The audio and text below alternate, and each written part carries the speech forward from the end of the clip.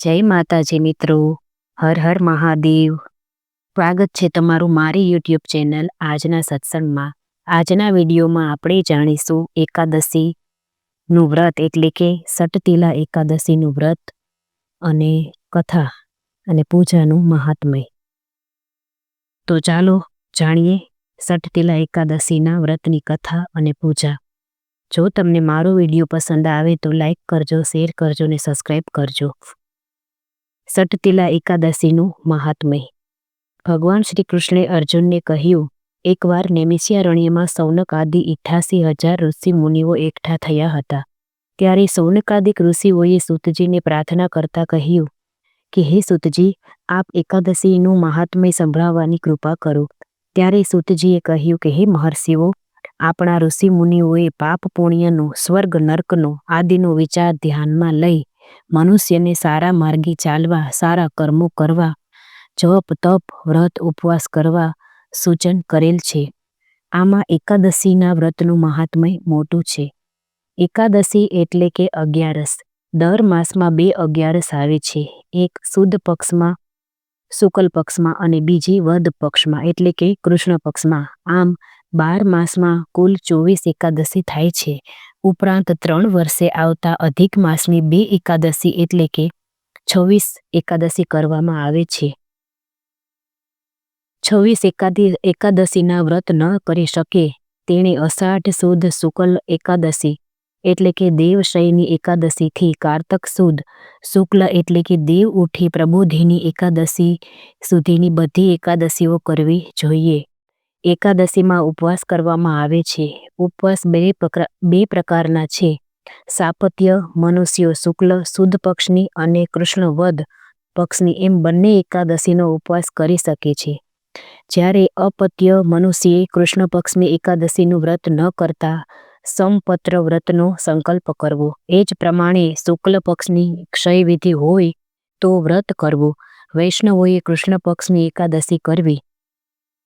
આ એકાદશીનું વ્રત શૈવ, વૈષ્ણવ અને શૂદ્ર દરેક કરી શકે છે। ફક્ત પરણેલી સ્ત્રીઓએ પતિની આજ્ઞા સિવાય એકાદશી ન કરવી। જો સ્ત્રીઓને હાથ ચોખ્ખો ન હોય તો વ્રત કરવું અવશ્ય, પણ પૂજા ન કરવી।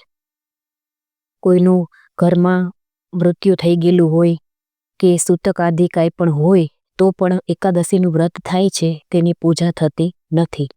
એકાદશી વ્રત કરનારે પ્રાતઃકાળમાં ઉઠી સ્નાનાદિથી નિવૃત્ત થઈ સ્વચ્છ કપડાં પહેરી ભગવાનનું પૂજન ફળ ફૂલ સુગંધિત દ્રવ્યો આદિથી કરવું।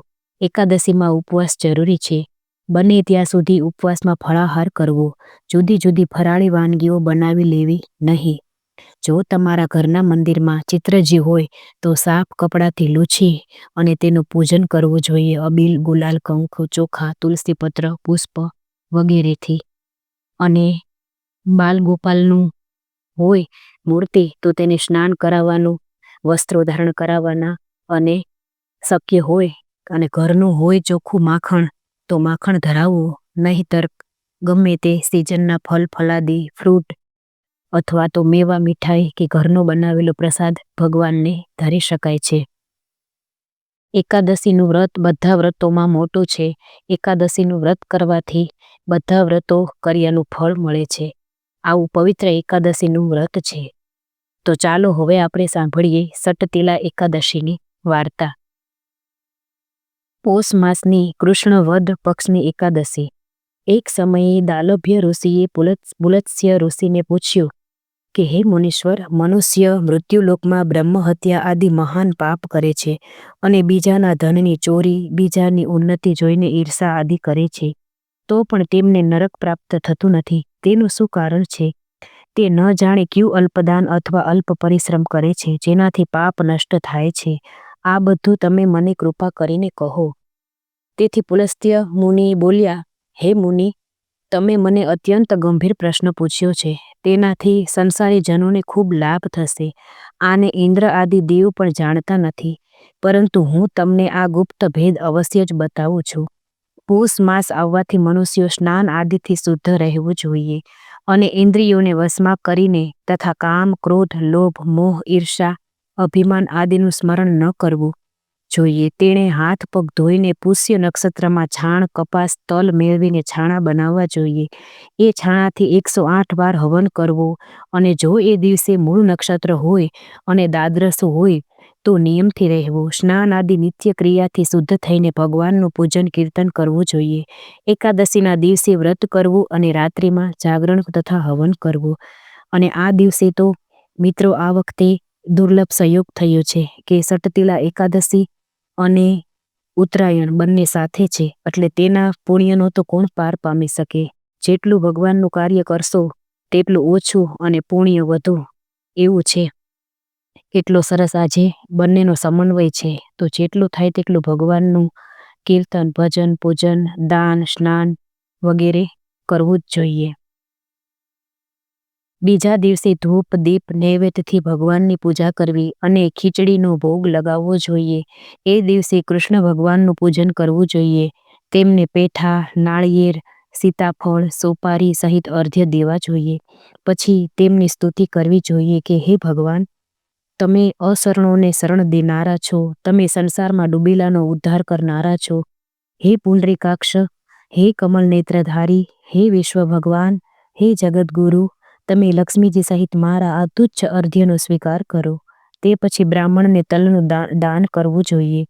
આ રીતે મનુષ્ય જેટલા તલનું દાન કરે છે તે તેટલા જ સહસ્ત્ર વર્ષ સ્વર્ગમાં નિવાસ કરે છે. તલનું સ્નાન કરવું જોઈએ. તલનું ઉબટન કરવું, તિલોદક કરવું, તલનું હવન કરવું, તલનું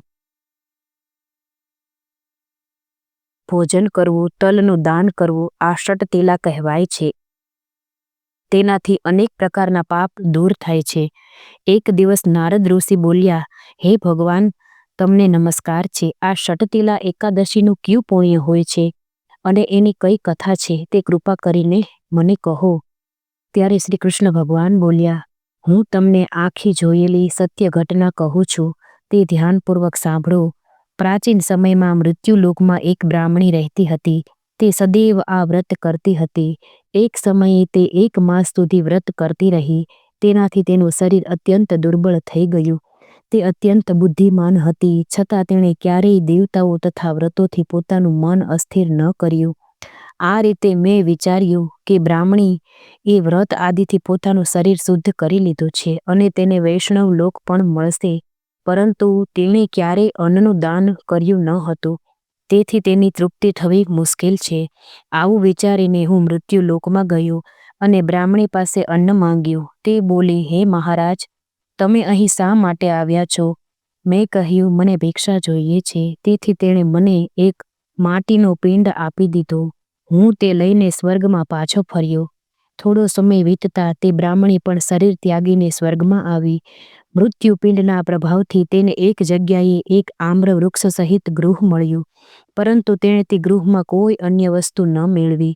તે ગભરાઈને મારી પાસે આવી અને કહેવા લાગી કે હે ભગવાન, મેં અનેક વ્રત આદિથી તમારી પૂજા કરી છે, પરંતુ મારું ઘર વસ્તુઓથી રહિત છે, તો તેનું કારણ શું છે? મેં કહ્યું, તું તારા ઘરે જા અને દેવ સ્ત્રીઓ તને જોવા આવશે. જ્યારે તું તેમના જોડેથી સટતિલા એકાદશીનું પુણ્ય અને વિધિ સાંભળી લે ત્યારે જ દરવાજો ખોલજે. ભગવાનના આવા વચન સાંભળીને તે પોતાના ઘરે ગઈ અને જ્યારે દેવ સ્ત્રીઓ આવી અને દ્વાર ખોલવા લાગી ત્યારે બ્રાહ્મણી બોલે, જો તમે મને જોવા આવી હો તો સટતિલા એકાદશીનું મહાત્મ્ય કહો. તેમાંથી એક દેવ સ્ત્રી બોલી, સાંભળો, હું તે કહું છું. જ્યારે તેમણે સટતિલા એકાદશીનું મહાત્મ્ય સંભળાવી દીધું, તેણે દેવ સ્ત્રીઓના કહ્યા અનુસાર સટતિલા વ્રત કર્યું અને તેના પ્રભાવથી તેનું ઘર ધન ધાન્યથી ભરપૂર થઈ ગયું. તેથી મનુષ્યોએ મૂર્ખતા છોડીને સટતિલા એકાદશીનું વ્રત કરવું જોઈએ. તેનાથી મનુષ્યોને જન્મ જન્મના આરોગ્યતા પ્રાપ્ત થાય છે. આ વ્રતના પ્રભાવથી મનુષ્યના સમસ્ત પાપ નષ્ટ થઈ જાય છે. બોલો શ્રી કૃષ્ણ કનૈયા લાલ કી જય. એકાદશી મૈયા કી જય. ઓમ નમો ભગવતે વાસુદેવાય.